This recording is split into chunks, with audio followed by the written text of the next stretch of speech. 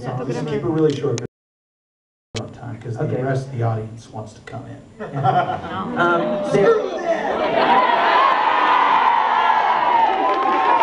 don't know how they feel about that. They're like, yes, please. I would say, I'm trying to think of songs. Your Illusion? That's an interesting one. You're okay. As we're taking requests. Your Illusion is the oldest song. One more is older. You're right. Your Illusion is the second oldest song on the album. Every album, we haven't talked about this enough. The Walk it's older than The Walk. Way older. Your Illusion is a song that was written while we were making Underneath. We're making Underneath, yeah.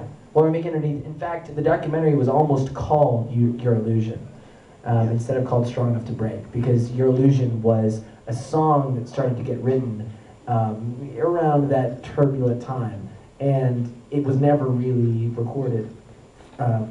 It's interesting because every album, there's songs that are brand new, and there's always a couple songs that are pulled from, they've sat and germinated and finally made it to an album. And part of the reason why quote-unquote leaks that we know everybody gets and exist are not that song actually supposed to be heard for a lot of reasons. If you would have heard Umbop the first time, you wouldn't have liked it. I'm just saying, there's just you have to trust us. You have to trust us.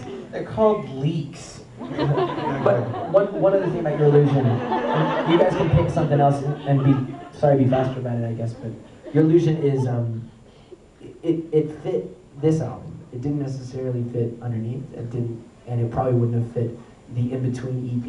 And that's part of what makes an album great, or at least what you want to be, is it's a body of work and it's a statement. And Your Illusion just seemed to have found its moment to be on that record. And very importantly, lyrically in the verses, the song really took a whole... It changed by the time, it evolved and evolved and evolved. And it became a song about someone who was not taking credit for their own lives and not really blaming everything else that was happening to them on everybody else, instead of them taking responsibility for the kind of mess, quote unquote, they were causing in their own lives.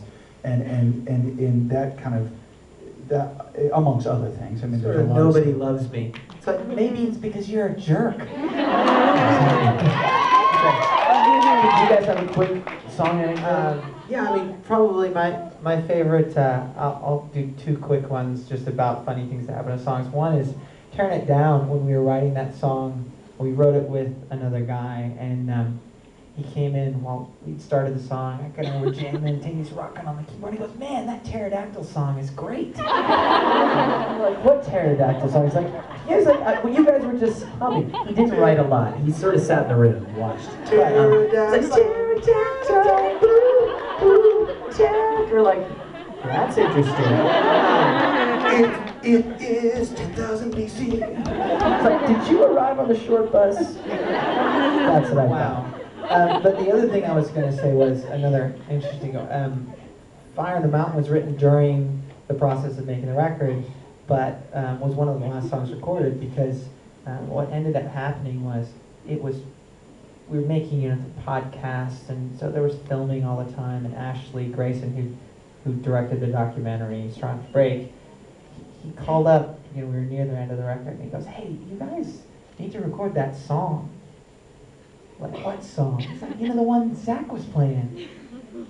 Try again. It's like the one in this clip that didn't make it. And so he played us a clip of the song, and it was like, oh, yeah, that song.